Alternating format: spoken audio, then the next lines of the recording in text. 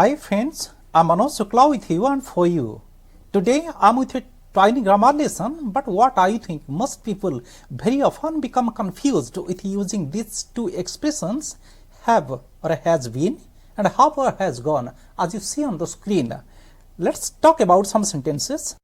Now you see the four sentences in two groups on the screen. He has been to Mumbai or he has gone to Mumbai. They have been to Konark or they have gone to Konark. Now the question comes, which of the sentences are correct? But I'll say all the sentences are correct. But each sentence can be correct in a particular context. Now we'll come to the meaning difference. What's the difference in meaning between the two sentences? He has been to Mumbai. So what does it mean? It means he went to Mumbai in the past and he has already returned. But when we say he has gone to Mumbai, what does it mean? He went to Mumbai in the past, but he hasn't returned yet.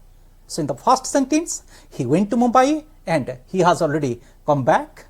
In the second sentence, he went to Mumbai in the past and he hasn't returned yet. That means he hasn't come back. Now we'll come to the next pair of sentences. They have been to Konark and they have gone to Konark. So, what's the difference between the two sentences? The same difference, it's very simple.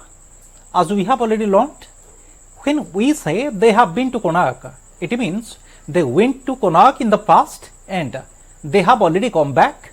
They are not there, they are here. But when we say they have gone to Konark, it means that they went to Konark in the past, but they are not here. But they haven't come back, but they haven't returned yet. Now we'll summarize the lesson. That means we come to the summary part. When you use have been or has been in a sentence, what do you mean? Both going and coming back, both the actions happen. That means someone went somewhere and someone has already come back. But when we use have gone or has gone in a sentence, so what do you mean? One action happens. Only going action happens. That means someone went somewhere, he or she hasn't come back or returned yet. Let's have a sample conversation here. The conversation is between the teacher and the children. The teacher asks, "My dears, have you ever been to Puri?" The first child replies, "Yes, sir. I have been there 3 times. The second child says, "Sir, my father has gone to Puri for 4 days. He will bring me a wristwatch." But what do they all mean?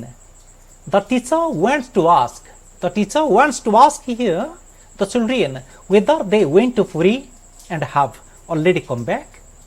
The first child replies, "Sir, I went to Puri and have already come back."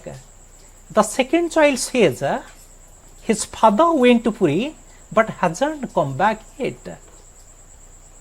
Let's come to the exercise part. 4 questions have been cited here with their clues.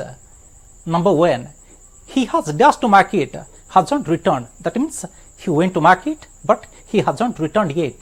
Number 2, I have dashed to Delhi. I went to Delhi but I have already come back. Number 3, we have dashed on a picnic there.